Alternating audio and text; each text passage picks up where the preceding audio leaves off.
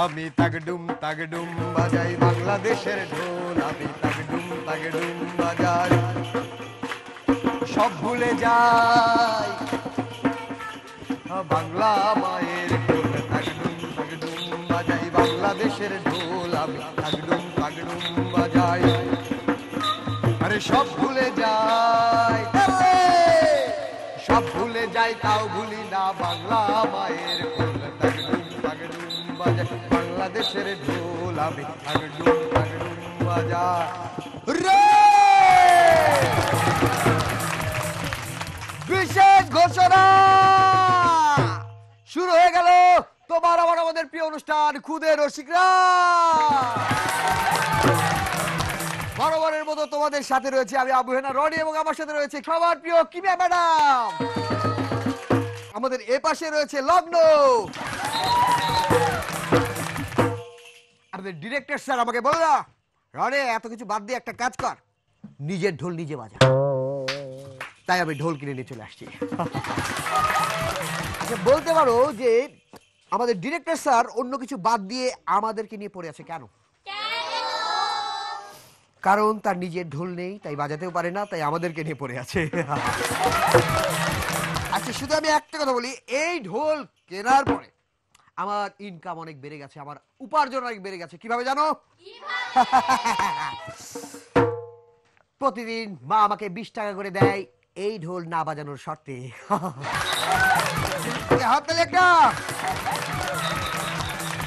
এবার শাহী এলান, শাহী এলান, এই বাংলা ভিশনের এই খুদে রসিকরাজ প্রোগ্রামে আসছে আমাদের সর্বশেষ নবাব সিরাজউদ্দৌলা এবং তার সাথে আসছে আলিয়া।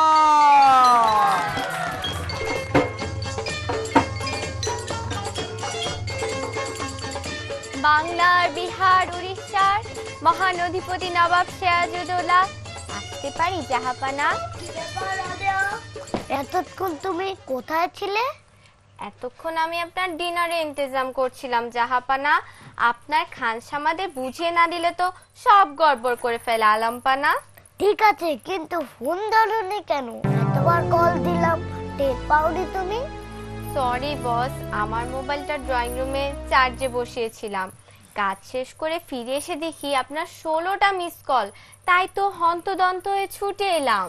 ওকে, তা আজকে ডিনারের মেনুতে কি কি রেখেছো আলিয়া? মেনু আপনার খুবই পছন্দ হবে জাহাপানা। Egg fried rice, fried chicken, chilli beef, chilli chicken আর আপনার প্রিয় সফট ড্রিঙ্কস। ও আলিয়া, তুমি তো সব গজবট পাকিয়ে ফেলেছো। তুমি জানো না ইদানিং আমি সবজি, শাক, ভর্তা, ছোট মাছ আর প্লেন রাইস রাখছি ডিনারে। তুমি তো সব ভুলে গেছো। কোলেস্টেরলের মাত্রা আমার শরীরে বেড়ে গেছে। ডাক্তার আমাকে বেশি বেশি সবজি খেতে বলেছেন। আমার সবই মনে আছে বস, কিন্তু আপনি তো একটা কথা ভুলে যাচ্ছেন যে ইদানিং ছোট মাছ, সবজি, শাকে কি হারে বিষাক্ত কেমিক্যাল ও ফরমালিন মেশাচ্ছে। ওগুলো খেলে তো আপনি অকালেই ঝরে পড়বেন জাহাপানা। এইটা তুমি ঠিকই বলেছো আলিয়া। এই সমস্যার সমাধানে আমাকে আরো ভাবতে হবে। এই সময় নারাদানকে কাছে পেলে হয়তো কিছু পরামর্শ পাওয়া যেত। জাহাপানা আপনি এক কাজ করুন, জরুরি ঘোষণায় সবাইকে জানিয়ে দিন নিজেরাই নিজেদের শাকসবজি উৎপাদন করবে। যার যার সাধ্যমতো খালি জায়গায়, ছাদে, টবে, বারান্দায় তরকারি চাষ করবে, খাল, বিল, নদী নালায় মাছ চাষ করবে। আর যারা সবজি, শাক, ফলের ও ছোট মাছের বাণিজ্য করবে তারা কেউ যেন কোনো প্রকারের বিষাক্ত কেমিক্যাল বা ফরমালিন তাতে না মেশায়। যদি কেউ মেশায় তাহলে কঠিন শাস্তি পেতে হবে। তোমার পরামর্শ আমি মাথায় রাখলাম আলিয়া। এই ব্যাপারে অতি শীঘ্রই মন্ত্রী সভায় মিটিং কল করতে হবে। জো হুকুম জাহাপানা। মহারাজ, এই সামান্য ঢুলি আপনার সামনে কিছু কথা বলতে চাই, আপনি কি অনুমতি দেবেন? বলো। মহারাজ, আমি বলতে চাই এরকম লম্বা বড় আলিয়া হয়ে আপনার কোনো সমস্যা হয়নি তো? আমি বলতে চাই যে আপনার অনেক সুবিধা হয়েছে মহারাজ, কারণ আপনি ওনার সামনে মাথা উঁচু করে কথা বলতে পারছেন। আর একটা কথা আমি বলতে চাই মহারাজ, বলবো? বলেন। আপনার ফোন কেন সে ধরেনি আমি জানি, কারণ আপনি যখন ফোন দিচ্ছিলেন ওই রিংটনে একটা গান বাজছিল, আর এই গানের টানে টানে ও নাচ করছিল। ওকে মহারাজ, আমি আর একটা কথা শুধু বলতে চাই, নিজের শাকসবজি নিজেরা উৎপাদন করে খান, নিজের ঢোল নিজে বাজান। মহারাজ, এই মঞ্চ আলোকিত করতে এবার আসছে ভোলার বন্ধু রোদসী।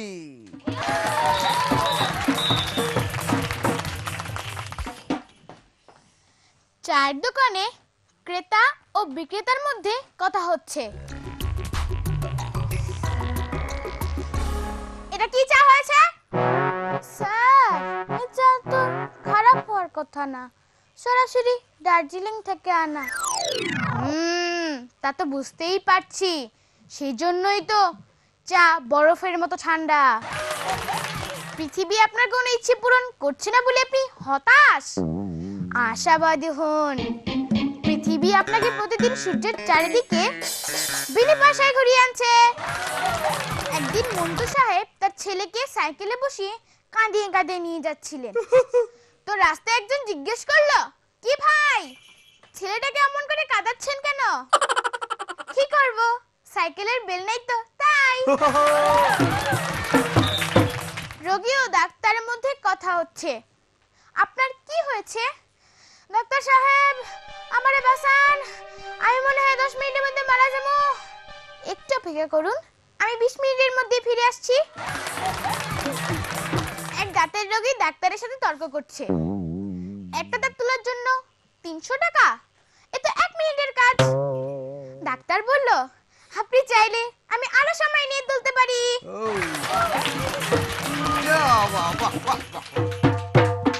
কেমন লাগলো তোমাদের বলো? একটা জিনিস খেয়াল করো, দেখো আমার এই কাপড় চোপড় কেমন একটু ঢিলে ঢালা, তাই না? তাই না? এই ঢুলিদের কাপড় চোপড় ঢোলা হয় কেন জানো? কারণ এই ঢোলাঢুলিটা ভালো করার জন্য। একজন আমাকে বলতেছে, ভাই আপনার এই কাপড়টা খুব ঢোলা হয়েছে। আমি বললাম, না, আমি আসলে শুকাই গেছি। ওকে, বা কেমন লাগলো ওর পারফরমেন্স বলো? আমার খুব ভালো লেগেছে। রোদসী, অনেকদিন পর তোমাকে দেখলাম, পরীক্ষা ছিল তাই তো? ওকে, এরপর থেকে নিয়মিত আরবার আসবে। ওকে বন্ধুরা, এবার নিয়ে নিচ্ছি ছোট্ট একটা বিরতি, বিরতির পর আবার আসছে।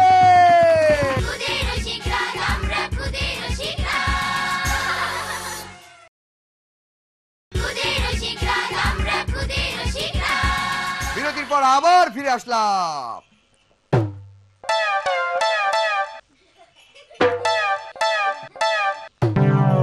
এটা আমি কি করলাম? শব্দযন্ত্র পরীক্ষা করলাম। ম্যাডাম, একটা কথা জানেন যে সাধারণ যারা লোকজন তাদের কি লাগে? মৌলিক অধিকার, খাদ্য, বস্ত্র, বাসস্থান। আর আমাদের বাদ্যযন্ত্র, বাসস্থান। আর যারা এলাকার মাস্তান তাদের কি লাগে? বোমা, অস্ত্র, বাসস্থান। ওকে বন্ধুরা, একটা হাততালি হয়ে যাক। এবার ডেকে নেব কুষ্টিয়ার বন্ধু, আসছে শ্রেয়সী।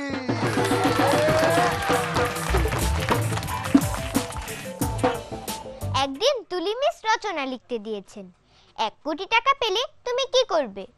সবাই কিছু না কিছু লিখেছে, অথচ শিলা কিছুই লেখেনি।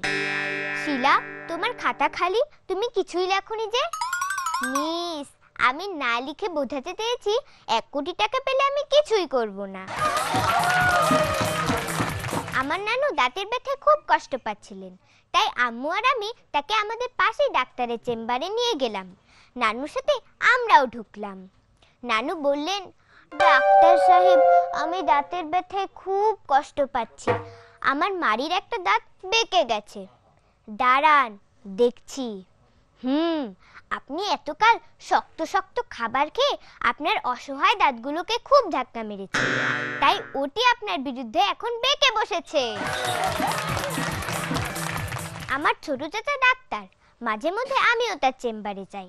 ছোট চাচা দেখে সবসময় রুগীকে একটি প্রশ্ন জিজ্ঞেস করেন, আপনার খাওয়ার অভ্যাস কি? তাই আমি চাচাকে জিজ্ঞেস করলাম, চাচা, আপনি কেন সব রুগীকে জিজ্ঞেস করেন আপনার খাওয়ার অভ্যাস কি? আরে তুই ছোট মানুষ, তুই বুঝবি না। এটা দেখেই তো বুঝি কোন রোগীর কেমন টাকা পয়সা, সেই অনুসারে তো আমাকে রোগী ধরে রাখতে হয়। আমাদের গ্রামে মিজানুরের টুকিটাকে চুরি করার অভ্যাস আছে, তাই সে অন্য লোকের আম গাছে গেছে আম চুরি করতে। আম নিয়ে নিচে নামতেই আম গাছের মালিক উপস্থিত। তুই আমার আম গাছের আম চুরি করলি, দাঁড়া তোকে তোর বাপের কাছে নিয়ে যাচ্ছি। চাচা, আপনাকে আমার আব্বার কাছে নিয়ে যেতে হবে না, আমার আব্বা তো ওই গাছে আছেন। আমার কি আছে জানো, সেদিন আমি আম কিনেছি, তারপরে দেখি আমের মধ্যে থেকে একটা পোকা বের হয়ে এরকম করে যাচ্ছে। আমি বললাম, কি আম দিলেন, আমের মধ্যে থেকে পোকা বের হয়ে এরকম করে যাচ্ছে। হচ্ছে আর এটাই তো ভাগ্য, কোন দিন দেখবেন একটা লোক মোটরসাইকেল দিয়ে বের হবে এরকম করে। কেমন লাগলো তোমাদের বলো?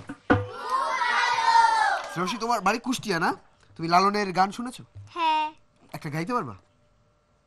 এক লাইন গাও তো দেখি। মিলন হবে কত দিনে, মিলন হবে কত দিনে, আমার মনের মানুষের সনে, আমার মনের মানুষের সনে। মিলন হবে কত দিনে, মিলন হবে কত দিনে, আমার মনের মানুষের সনে, আমার মনের মানুষের সনে।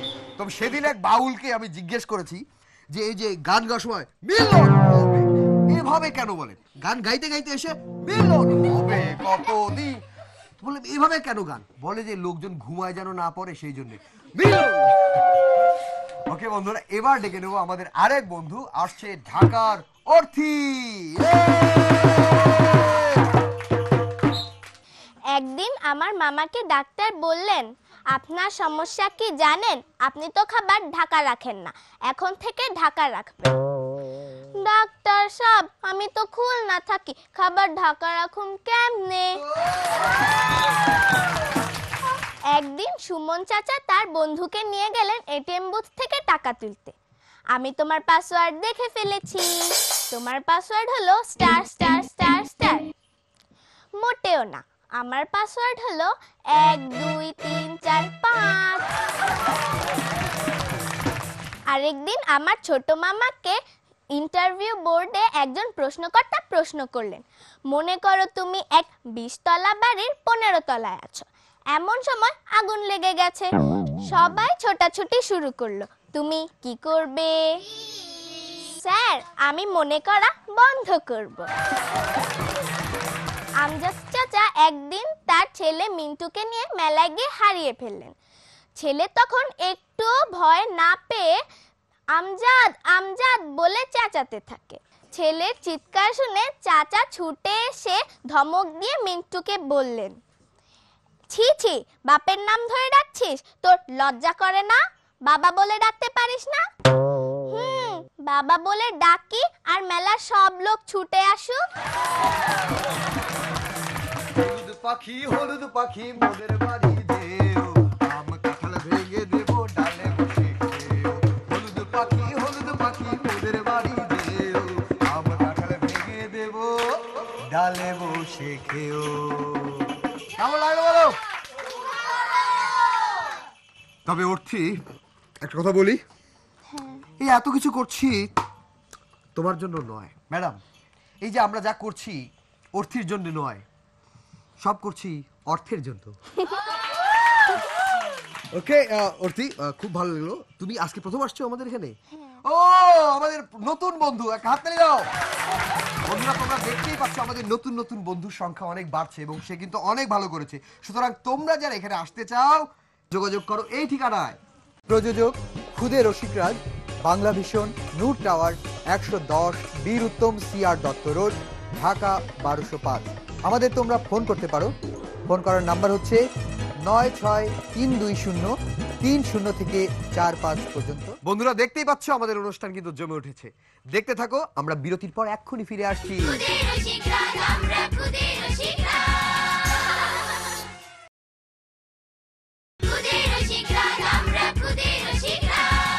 বন্ধুরা, বিরতির পর আবার ফিরে আসলাম। তোমরা দেখছো আমি নিজের ঢোল নিজে বাজাচ্ছি, কারণ অন্যকে বাজাতে দিলে ঢোল ফাটিয়ে ফেলবে। এবার ডেকে নেব এমন একজনকে যে নিজে ঢোল নিজে বাজায় এবং খুব ভালো বাজায়। আসছে নারায়ণগঞ্জের বন্ধু শরৎ। সেদিন শুয়ে শুয়ে চিপস খাচ্ছিলাম আর বই পড়ছিলাম, আম্মু দেখেই ধমকে উঠলেন, শুয়ে শুয়ে কিছু খেতে নেই মা, খাবার একেবারে মাথায় ঢুকে যাবে। আমি ইউরেকা বলে চেঁচিয়ে উঠলাম, তাহলে এখন থেকে শুয়ে শুয়ে অঙ্ক করব, যাতে অঙ্কগুলো একেবারে মাথায় ঢুকে যায়। সত্য এবং মিথ্যার মধ্যে পার্থক্য কি? সত্য বলে ফেললেই হয়, কিন্তু মিথ্যা বলার পর সেটা মনে রাখতে হয়। আমার ছোট কাকু বললেন, চুল পড়ে যাচ্ছে, কি করি বলো তো? কি আর করবে কাকু, চুলগুলো ঠোঙায় রেখে দাও, সেগুলো কাজে লাগতে পারে।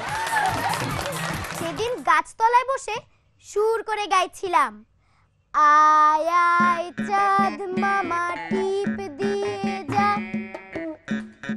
তা তখন চাঁদ মামা কি তোর কপালে টিপ দিয়ে গেল? না, চাঁদ মামা দেয় নাই, তবে চাঁদ মামার পক্ষ থেকে কাক মামা ঠিকই কপালে বড় সরে একটা টিপ দিয়ে গেল। আমার বড় ভাবি ভাইয়াকে অভিযোগের সুরে বলল, তুমি মোটেও আমার আত্মীয় স্বজনকে পছন্দ করো না। কে বললো? আমি তো তোমার শাশুড়িকে আমার শাশুড়ির চেয়েও বেশি পছন্দ করি। আরেকদিন শপিং এ যাওয়ার সময় ভাইয়া ভাবিকে বলল, আজ আমি তোমাকে শপিং এ নিয়ে যেতে পারবো না, আমার বাম পায়ে অসম্ভব ব্যথা, হাঁটতে পারি না। তোমার কি পা একটাই, ডান পা নেই, ডান পায়ে হাঁটবে?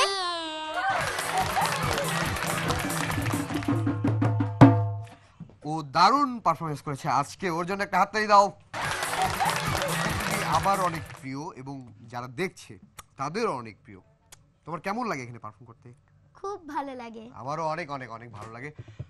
ম্যাডাম, একটা কথা বলতে চাই, বলি। এই যে আপনি গান করেন আর এই যে আমি ঢোল বাজাই, এটার জন্য কিন্তু আমরা দুইজনই অনেক লাভবান, আমরা অনেক ভালো আছি। বলো তো কিভাবে? ম্যাডাম যখন বাসায় গান করে তখন হচ্ছে প্রতিবেশীরা মূলা, পটল, গাজর এসব দিয়ে ঢেল মারে, ওসব দিয়ে উনি রান্না করে। কিন্তু আমার আবার কি হয়েছে জানো? আমি তো একটা জুতার দোকান খুলে বসছি, আমি যখন ঢোল বাজাই সবাই প্রতিবেশীরা জুতা দিয়ে ঢেল মারে। সময় হয়ে গেছে সুন্দর গান শোনার। আসছে মাগুরার বন্ধু মুগ্ধ। আমাদের বাসায় কাজ করে সখিনা খালা। তার মেয়ে টুম্পা সারা দিন বিদেশি সিরিয়াল দেখে আর তার মাকে জ্বালায়।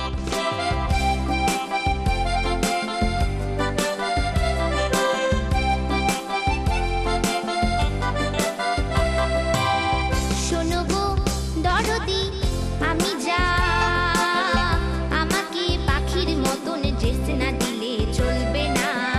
শোনো গো দরদি, আমি যা আমাকে পাখির মতন ড্রেস না দিলে চলবে না।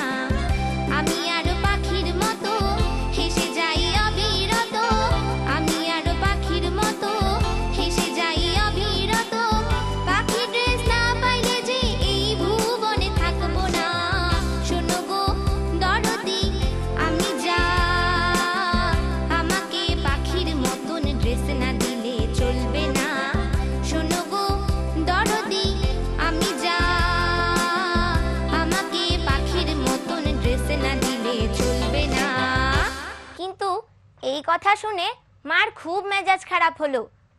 তাই মা সখিনা খালাকে বললেন,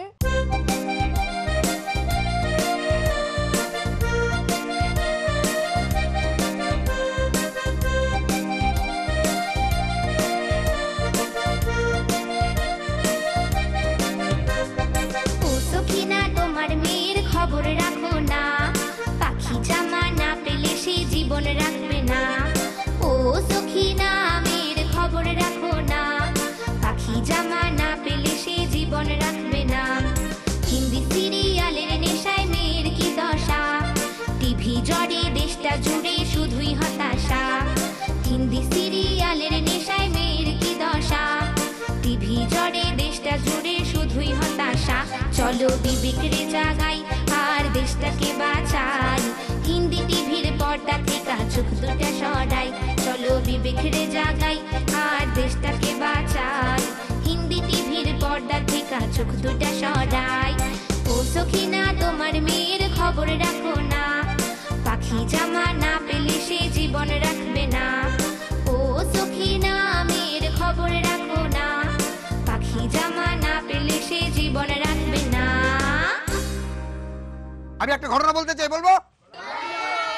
এক লোকের বউ হারিয়ে গিয়েছিল, সে বক্তব্য দিচ্ছে এভাবে, ভাই সব আমার বউ হারিয়ে গেছে, আমার বউয়ের কুকড়া কুকড়া চুল, কানের মধ্যে মাকড়াসার ঝুল, এই বড় বড় চোখ, গরুর মতো নখ। কোন সহৃদয় ব্যক্তি আমার বউয়ের সন্ধান পাইয়া থাকিলে আমার কাছে পৌঁছাইয়া দিবেন।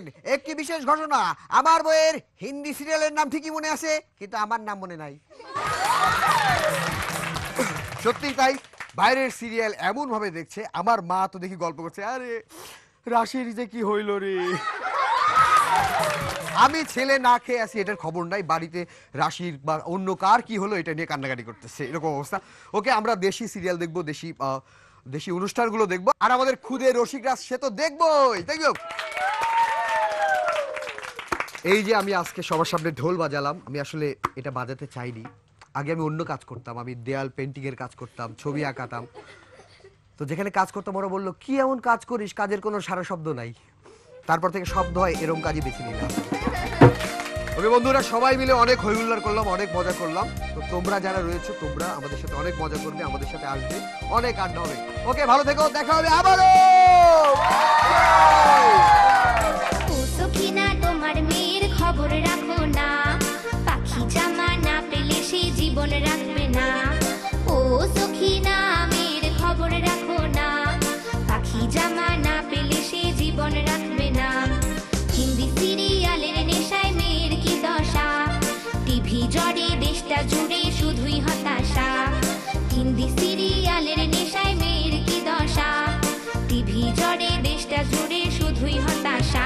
চলো বিবেক রে জাগাই, আর দেশটাকে